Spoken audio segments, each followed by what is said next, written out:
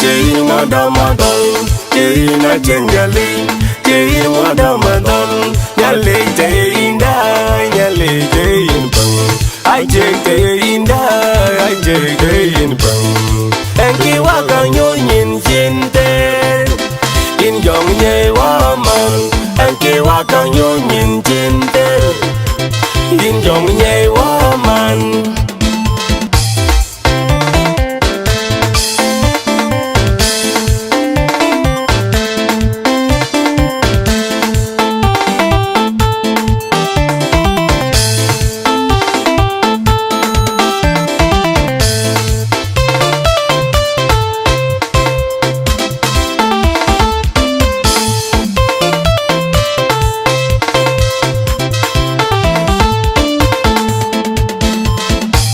Chị nó chân nhà ly, chị nó đau mà đau, chị nó chân nhà ly, chị nó đau mà đau, nhà lì chị đã, nhà lì chị bằng, ai chị đã, ai chị bằng, em kia quá càng nhối nhìn trên tên, in dòng nhẹ quá mặn, em kia quá càng nhối nhìn trên tên, in dòng nhẹ quá mặn.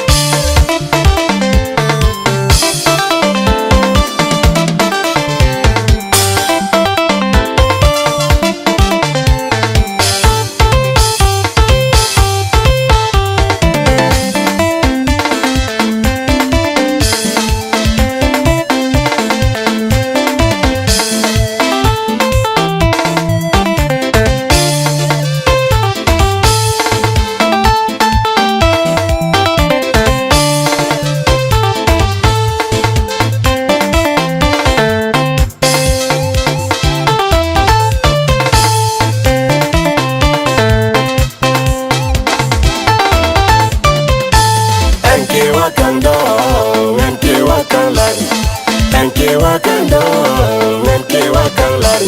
Em muốn chia ra cho nồng, rel cô đau, thì nàng gal kalomen. Em muốn chia ra cho nồng, rel cô đau, thì nàng gal kalomen.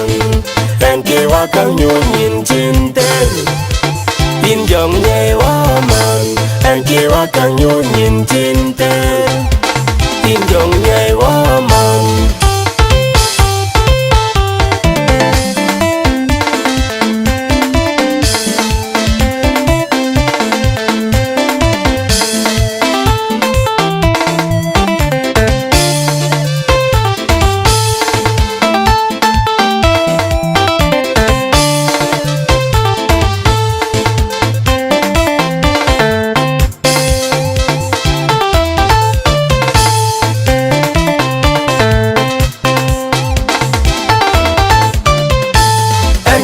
Càng đau, em kêu càng lạnh, em kêu càng đau, em kêu càng lạnh.